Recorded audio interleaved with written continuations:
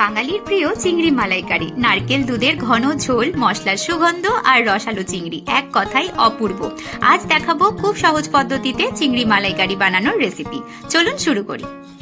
কড়াইতে সর্ষের তেল গরম করে দিয়ে দিলাম 5 ফোড়ন। আপনারা ফোড়নে গোটা গরম মশলাও ব্যবহার করতে পারেন, তবে ফোড়নের গন্ধ বাঙালি খাবারের আসল প্রাণ। এরপর দিলাম পেঁয়াজ কুচি। পেঁয়াজ ভেজে নিচ্ছি হালকা গোলাপি রং হওয়া পর্যন্ত। এরপর দিলাম টমেটো কুচি আর 2টো ছেঁড়া কাঁচা লঙ্কা, এতে সুন্দর একটা ফ্লেভার আসবে।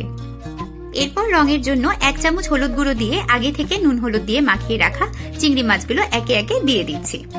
চিংড়ি মাছগুলোকে মশলার সাথে ভালোভাবে কষিয়ে নিচ্ছি, এতে চিংড়ির মধ্যে মশলা পারফেক্ট ভাবে মিশে যাবে। এবার দিচ্ছি পেঁয়াজ আর ধনেপাতা পেস্ট, যেটা আগে থেকে বানিয়ে রেখেছিলাম। পেস্টের সাথে চিংড়ি মাছগুলোকে আবারও ভালোভাবে কষিয়ে নেব। কিছুক্ষণ কষিয়ে নেওয়ার পর এবার একে একে দিয়ে দিচ্ছি 1 চামচ করে ধনে গুঁড়ো, আদা গুঁড়ো, লঙ্কা গুঁড়ো আর একটু বিরিয়ানি মশলা। সব মশলার সাথে আবারও ভালো করে কষিয়ে নিচ্ছি। অবশিষ্ট পেঁয়াজ ধনেপাতার পেস্টের মধ্যে জল মিশিয়ে সেটাও দিয়ে দিচ্ছি, এতে পুরো পেস্টটাই কাজে লেগে যাবে। কষিয়ে নিয়ে এবার দিয়ে দেব নারকেল দুধ আর কিছু কিশমিশ। নারকেল দুধই এই কারির আসল ইনগ্রেডিয়েন্ট। এবার সমস্ত উপাদান কষিয়ে নিয়ে ঘন করে নিচ্ছি। গ্রেভির জন্য সামান্য দুধ দিয়ে দিচ্ছি, আমি এখানে জল ইউজ করব না। ফুটে ওঠার পর দিয়ে দেব স্বাদ মতো নুন। এরপর কিছুক্ষণ ফুটিয়ে নিয়ে উপর থেকে ছড়িয়ে দিচ্ছি ঘি, এতে স্বাদ আর সুগন্ধ দুটোই বেড়ে যাবে কয়েক গুণ। ঘি মিশিয়ে নিয়ে দিয়ে দিচ্ছি ফ্রেশ ধনেপাতা কুচি। ব্যাস তৈরি আমাদের প্রাণ মালাইকারি। এবার গ্যাসের ফ্লেম অফ করে কিছুক্ষণের জন্য রেখে দেব।